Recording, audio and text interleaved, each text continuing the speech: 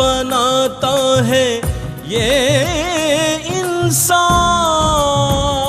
شان رمضان، شان رمضان، شان رمضان، شان رمضان۔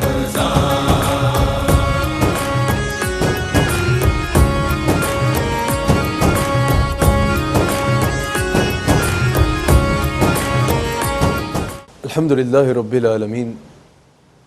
والصلاة والسلام علی سید الانبیاء والمرسلین، اما بعد فقد قال اللہ تبارک و تعالی فی القرآن الکریم، اعوذ باللہ من الشیطان الرجیم، بسم اللہ الرحمن الرحیم، وتعزروہ وتوقروہ، صدق اللہ العظیم وصدق رسولہ النبی الکریم۔ ناظرین اکرام، آپ پروگرام دیکھ رہے ہیں فضائل رمضان، جو رمضان المبارک میں میرا اور آپ کا گفتگو کا سلسلہ ہے۔ آج الحمدللہ ایک مرتبہ پھر ہم غزالی دورہ حضرت امام اہل سنت حضرت سیدنا حضرت سید احمد سعید کاظمی شاہ صاحب رحمۃ اللہ تعالی علیہ آپ کے مزار مبارک پر حاضر ہیں۔ میرے مرشد کریم بھی جلوہ گر ہیں،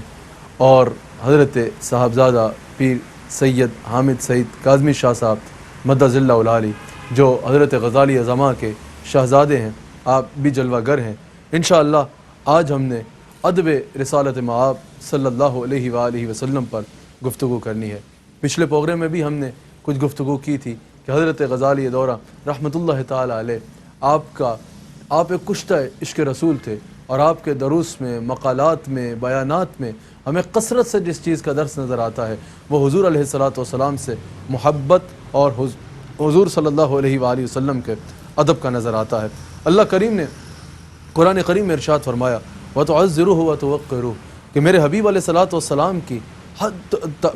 علیہ السلام کی تعظیم بجا لاؤ، میرے حضور علیہ السلام کی، میرے حبیب علیہ السلام کا ادب کرو، ان کی تعظیم بجا لاؤ۔ اللہ اکبر۔ حضرت غزالی دورہ، حضرت غزالی زمان، حضرت احمد سعید کاظمی شاہ صاحب رحمۃ اللہ تعالی علیہ، آپ ارشاد فرماتے ہیں کہ اس آیت میں اللہ کریم نے جب پہلے ایمان کا ذکر فرمایا، اس کے بعد حضور علیہ السلام سے ادب کا ذکر فرمایا کہ حضور علیہ السلام کا ادب کرو، اور اس کے بعد اللہ تعالیٰ نے تسبیح یعنی عبادات کا ذکر فرمایا۔ حضرت غزالی زمان رحمۃ اللہ تعالی علیہ، حضرت احمد سعید کاظمی رحمۃ اللہ تعالی علیہ، آپ ارشاد فرماتے ہیں اس سے پتہ چلا کہ ایمان کے بعد حضور علیہ السلام پر ادب لازم ہے۔ اگر حضور علیہ السلام سے محبت ہوگی، اگر حضور علیہ السلام کا ادب ہوگا، اگر حضور علیہ السلام کی بارگاہ میں انسان کا دل جھکا ہوگا، اگر انسان حضور علیہ السلام سے محبت کرتا ہوگا، حضور علیہ السلام سے کا ادب کرتا ہوگا، تب ہی اس کی کوئی تسبیح، کوئی عمل یا کوئی بھی عبادت اللہ تعالیٰ کی بارگاہ میں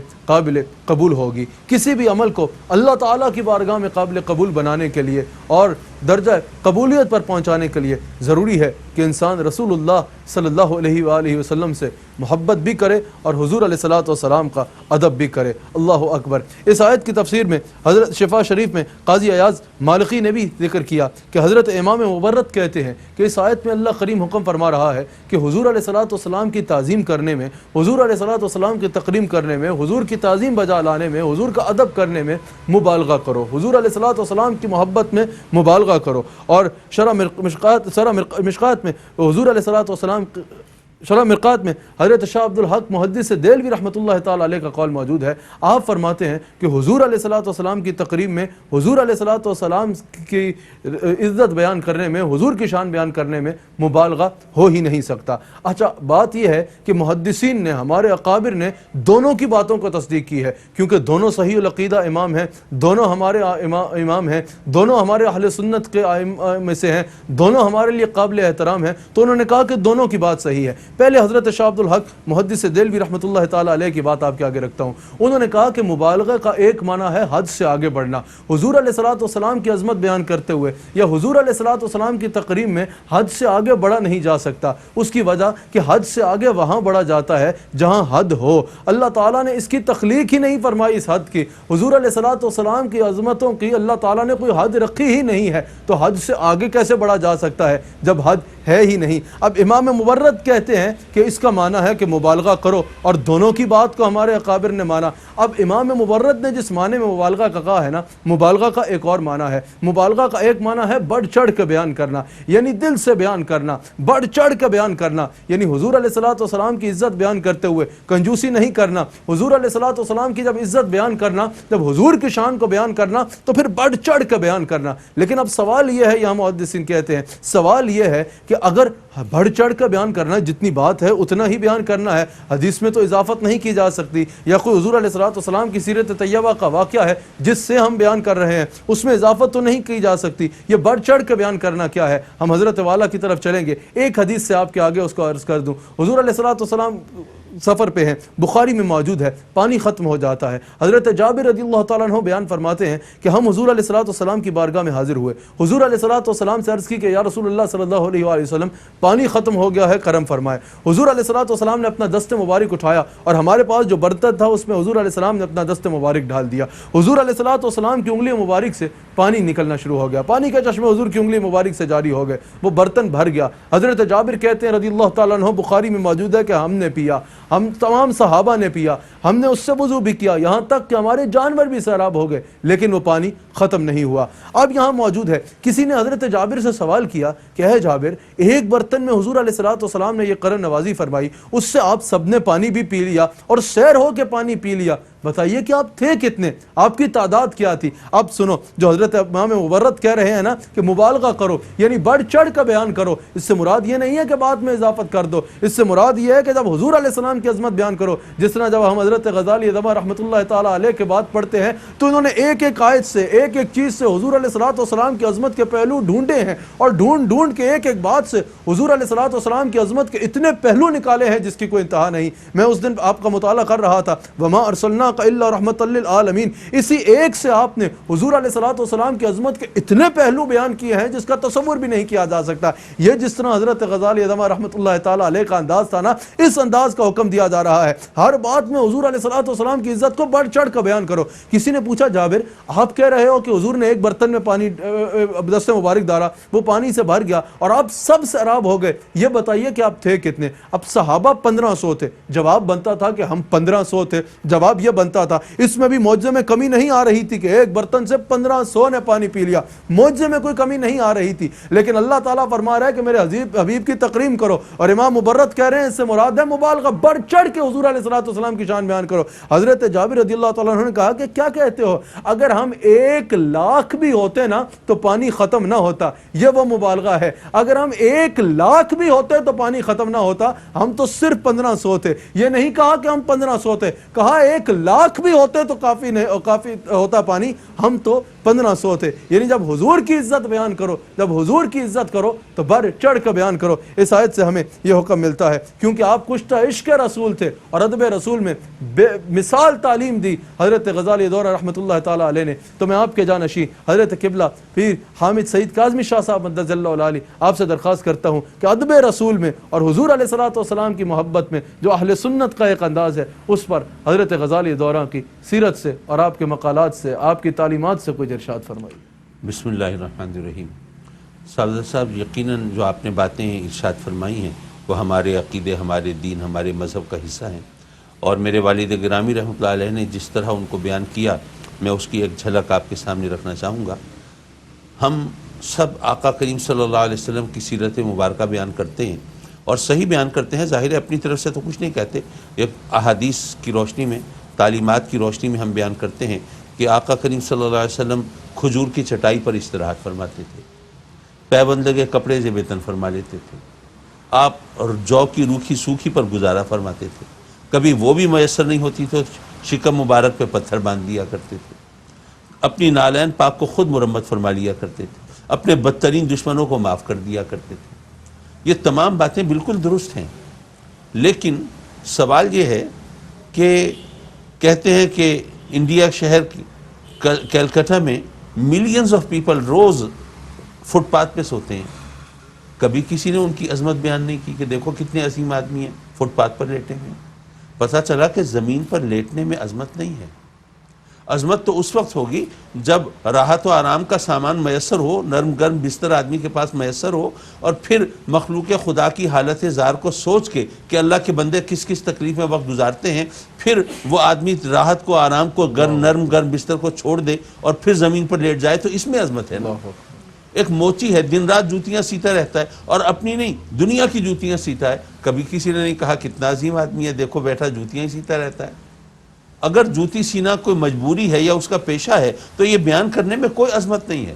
عظمت تو اس وقت ہوگی جب آپ یہ بتائیں کہ وہ صاحب حیثیت ہے، اور لیکن محنت کی عظمت کو اجاگر کرنے کے لیے اور دنیا کو یہ بتانے کے لیے کہ اپنا کام اپنے ہاتھ سے کرنے میں آر محسوس نہیں کرنی چاہیے، اگر اس خیال سے وہ اپنی جوتی کی خود مرمت کر لے تو اس میں عظمت ہے۔ اگر کوئی کمزور ناتواں شخص ہے اور اس کا دشمن کوئی بہت طاقتور ہے اور اپنے دشمن سے بدلہ نہیں لے سکتا، اور پھر کہے کہ میں نے اپنے دشمن کو معاف کر دیا، تو لوگ بھی ہنسیں گے کہ معاف نہ کرتا تو کیا کرتا۔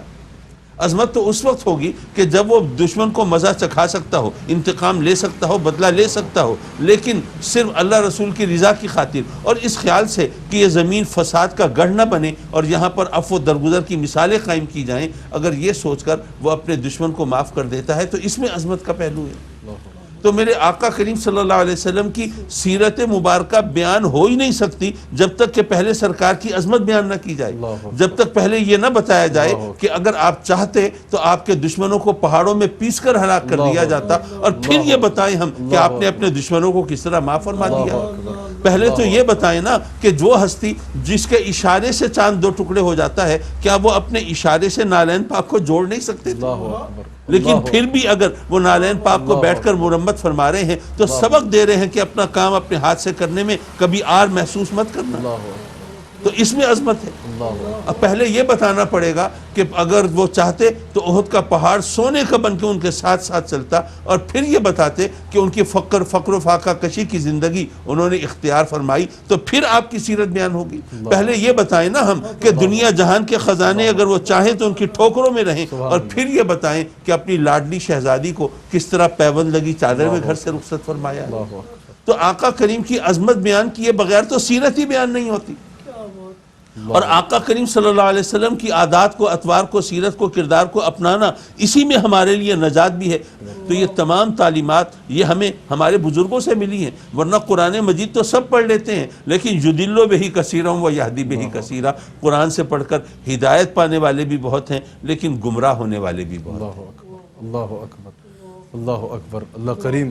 ہمیں واقعتاً حضور علیہ السلام کا ادب کرنے کی توفیق عطا فرمائے، اور جس طرح حضرت والا نے ارشاد فرمایا، اللہ تعالی ہمیں اس ادب کے تقاضوں پر بھی پورا اترنے کی توفیق عطا فرمائے۔ اللہ اکبر۔ ہم نے احادیث میں واقعہ آپ سب نے سنا ہوگا کہ حضور علیہ السلام نے جب حدیبیہ سے حضرت عثمان غنی رضی اللہ تعالیٰ عنہ کو ڈائلاگ کی خاطر مکہ میں بھیجا کہ جاؤ وہاں پر جا کے ڈائلاگ کرو، حضرت عثمان غنی رضی اللہ تعالیٰ عنہ مکہ میں حاضر ہوتے ہیں، حضور حدیبیہ کے مقام پر ہیں، حضرت عثمان غنی مکہ میں ہیں، احرام پہنا ہوا ہے، وہاں جا کے جب ان سے ڈائلاگ کرتے ہیں، انہوں نے کہا کہ اس مرتبہ حضور علیہ السلام کو آنے کی اجازت نہیں ہوگی، آئندہ صحیح، لیکن آپ مکہ میں پہنچ گئے ہیں، آپ طواف کرنا چاہتے ہیں تو طواف کر لیجئے۔ حضرت عثمان غنی رضی اللہ تعالیٰ عنہ نے احرام پہن رکھا ہے، مکہ میں موجود ہیں، اللہ اکبر، لیکن فرماتے ہیں کہ اگر حضور علیہ السلام طواف نہیں کریں گے تو عثمان بھی طواف نہیں کرے گا، حضور علیہ السلام کے پاس واپس حاضر ہو جاتے ہیں۔ یہاں پر حضرت غزالی زماں رحمۃ اللہ تعالیٰ علیہ، حضرت احمد سعید کاظمی رحمۃ اللہ علیہ، جن کے مزار مبارک پہ ملتان میں ہم حاضر ہیں، آپ نے بڑی خوبصورت بات ارشاد فرمائی۔ آپ فرماتے ہیں کہ اللہ کریم نے قرآن کریم میں حکم فرمایا ہے کہ اللہ کے لیے حج کرو اور عمرہ کرو، اور آپ فرماتے ہیں کہ جب عمرے کے لیے احرام پہن لیا جائے تو اس کا ادا کرنا واجب ہوتا ہے، لیکن حضرت سیدنا عثمان غنی رضی اللہ تعالیٰ عنہ نے اس موقع پر موقع ملنے کے باوجود جب طواف نہیں کیا تو آپ نے اعلیٰ حضرت کا شعر لکھا، آپ نے کہا اس سے بات وہ ثابت ہوتی ہے جو اعلیٰ حضرت نے فرمایا کہ ثابت ہوا کہ جملہ فرائض پرو ہیں، اصل الاصول بندگی استاج ور کی ہے۔ اب ہم جب حضور علیہ السلام سے اہل سنت و جماعت محبت کا اظہار کرتے ہیں نا، بعض جگہوں سے کہا جاتا ہے بھئی یہ بتاؤ یہ قرآن سے کہاں ثابت ہے، یہ قرآن سے کہاں ثابت ہے، یہ انداز قرآن سے کہاں ثابت ہے۔ ہمارے اکابر نے واضح کر کے بتایا ہے وہ محبت کا انداز جس کا شریعت سے ٹاکرا نہ ہو رہا ہو، شریعت کے مطابق ہو، حضور علیہ السلام سے وہ انداز اپنایا جائے۔ اب حضور علیہ السلام کے وضو کا پانی صحابہ پی رہے ہیں، قرآن میں تو اللہ تعالیٰ نے یہ پینے کو نہیں فرمایا تھا، حضور علیہ السلام کا لعاب دہن لے کے اپنے چہروں پہ مل رہے رہے ہیں. قرآن میں تو اس کا حکم نہیں تھا, تو پتہ چلا کہ قرآن میں اللہ تعالیٰ نے حکم فرمایا کہ میرے حبیب علیہ الصلوۃ والسلام کا احترام کرو. اب شریعت کے مطابق جتنا بڑھ چڑھ کے انسان حضور علیہ الصلوۃ والسلام سے محبت کرے گا وہ اس کے لیے اللہ تعالیٰ کے قرب کا باعث بنے گا. میرے شیخ کامل تشریف فرما ہے, حضرت